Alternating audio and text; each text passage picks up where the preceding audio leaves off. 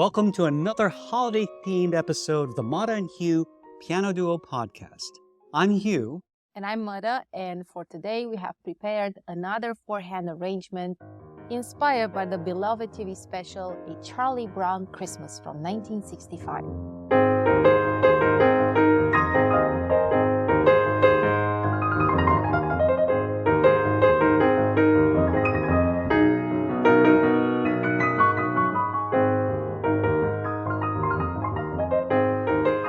The Mada Hugh Piano Duo podcast is brought to you by Cunningham Piano, one of America's oldest piano stores in business since 1891. Thanks to Cunningham Piano, we're able to produce this show and play on some of the world's finest pianos, such as this Bösendorfer Model 214 VC 7-foot grand piano. Presumably, I think you just recognized from the preview the special piece that we have for today, Linus and Lucy, one of the most beloved themes from a children's TV show. And this time, the arrangement has been made by Hugh. By me, yeah. And of course, the famous Vince Guaraldi theme. This is such a great piece on its own. And I'll be honest, it was kind of tricky to think of what can we add? Because I think Vince Guaraldi has such a kind of a sparse setup, which works perfectly. Piano, bass, drums. There's not much more to that. It's a lot of colors that you can get from this combination. Yeah. And of course, the original is recognizable anywhere and by anyone, I think. And what can you add to a piece like this? It's really kind of tricky, you know? So what did you add? Well, I added some gymnastics. Yeah, that's the right thing. Yeah, you know what? It's such a fun song. I wanted to capture the energy, but I also, I don't know, maybe I was a little insane or something. I thought, I've been watching some high-performing piano duos. Now, it's interesting. It's really interesting. As we were, a couple episodes ago, we were demonstrating the Kozuluk piano concerto for piano, four hands, two pianists on one piano and orchestra. And the thing that really struck me with that work that was written around the time of Mozart was that, the two pianists sit next to each other. Presumably the male pianist sits towards the bass, the female pianist sits towards the treble, and they all stay in their separate lanes. We're very polite. Yeah, but it was kind of hard to move so much as we do nowadays wearing those clothes. Yeah, so let's be realistic. But they basically stayed in their zones. The man is here, the female is here. It was also the courtesy of that time and the politeness and the imposed manners of that time. So yes. And what's interesting is that as we played that arrangement just a few episodes ago of those selections from Tchaikovsky's Nutcracker, suddenly, our hands are much closer together. We're almost touching hands. We have to be careful not to hit each other. We're still relatively in our respective zones, and yet, it's a little more fun. We're much closer quarters in that wonderful arrangement. And so, now we get to these modern arrangements. I see a lot of other modern piano duos, and they do some amazing gymnastics, things like, flipping around the piano, jumping all around. Of course, we've experimented with crossing hands over, and reaching around each other. And it's a lot of fun. I thought, well, let's take it a step further. Not only crossing hands, reaching over, but let's switch places and kind of do a musical chairs. And I don't know, it's kind of tricky. I know when you first looked at the score, you're like, what? Yes, but then it makes sense because, hence the title, Linus and Lucy, and these characters are siblings, and they are so opposed. Yeah. Right? They have such different personalities, and they're kids. So kids have a lot of energy. Yeah. Right? And Lucy's so argumentative, right? Well, although they are portrayed as kids, they have certainly some personality traits that foresee the future adults, such as Lucy. She's bossy, she's selfish, she's interested in money. She wants probably to be a psychologist, hence the psychiatric booth for 5 cents, psychiatric help. And interestingly enough, it's mostly Charlie Brown that needs help. And Linus, on the contrary, is more empathic towards the others. I think Schultz described more, him yeah, as his spiritual self. He yes, has more. and Hmm. he's very wise. He Hmm. can recite by heart full passages from the Bible, so he's more oriented towards spirituality. Although he has his own fears that are fully Assuaged displayed. That were yes, they're with his security yeah, blanket, with of the course. Yeah. security blanket. So he's a human being, right? Yeah. But he's always there for Charlie Brown, Mm. and as opposed to Lucy. By the way, giving a look to the early comics, so they started 1950. It's interesting how all the characters switched in personality. I think the most were Charlie Brown and Snoopy. In terms of their In terms change of and their change, transformations. yes, Yeah. how they evolved growing up. So Lucy was fascinated by Charlie Brown. Mm. She's younger than him, a couple years, but she was really next to him all the time, and there was no such bullying like it Oh, would be interesting. later. Okay. But then she got involved with feelings for Schroeder because Schroeder is A the pianist, artist. the She's the artist, yes, artist, and as well she should be. yeah. Okay. Maybe. Okay. And she started to bully Charlie Brown and to look down on him.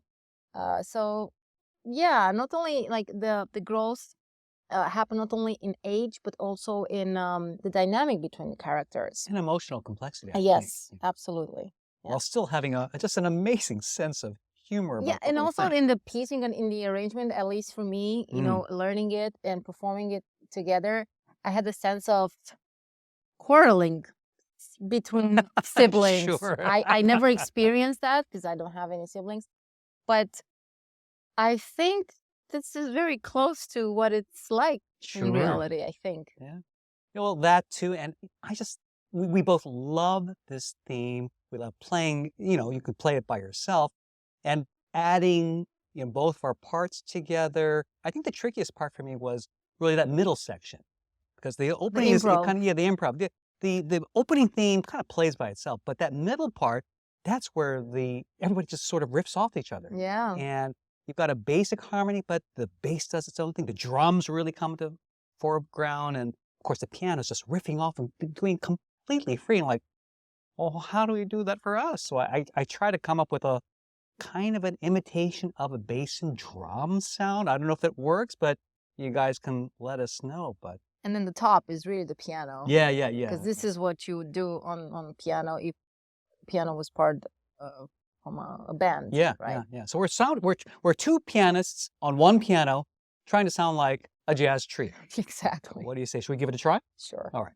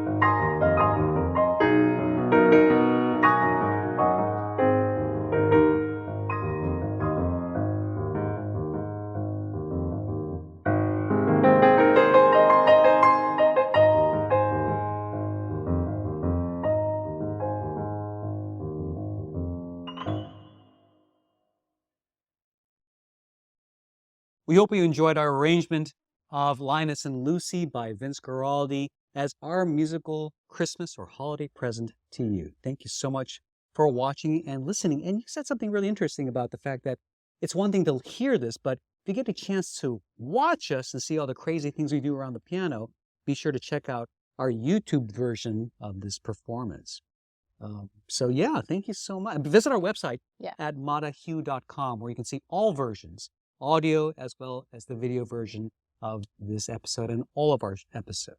You know, one of the most interesting and challenging things that I felt we had to overcome, we had to master was timing, going around the chair and you know, landing where we were supposed to land on the keyboard, and also to give the feeling of playfulness, right? And of improvising, and also to sound a little bit like a jazz trio. Like a jazz trio, and also like, you know, kids and just like quarreling or, you know, throwing lines at each other without much of a thought. And yeah, I really love this arrangement, and we cannot wait to perform all three that we have made from I'm sure we're going to have lots of opportunities to play these songs. So before closing, here's a very important question. Okay.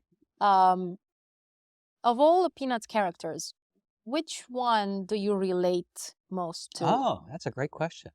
I would say of all the characters, I relate most to Charlie Brown, because, you know, I really felt like I could relate to him being kind of the outcast. You know, when I was a kid, I was the smallest, the shortest guy. When I played sports, I remember being a catcher, and the catcher's job in baseball is to catch the balls. I could never catch them. I could never hit the ball. I mean, I really felt like Charlie Brown. I was terrible at sports. And, you know, having a character like that was in some ways comforting, you know, even as I was struggling as a failed baseball player or being too short for everybody else, knowing that the character was out there like it, who understood me, there was some comfort in that. What about you? Who are the characters that you related to? I would say that there's a ex aequo between Schroeder, for obvious reasons, and Peppermint Patty. No, that's a surprise. Interesting. Well, Schroeder is an aspiring concert pianist. He's very much self-absorbed. He loves Beethoven. I really appreciate that Schultz had such a deep classical music appreciation and knowledge. You know, some part of the fun is trying to look at the scores that he writes out meticulously. Fragments, excerpts of actual works by Beethoven. And also, I love that sometimes he has a sharp tongue in order to protect himself from Lucy.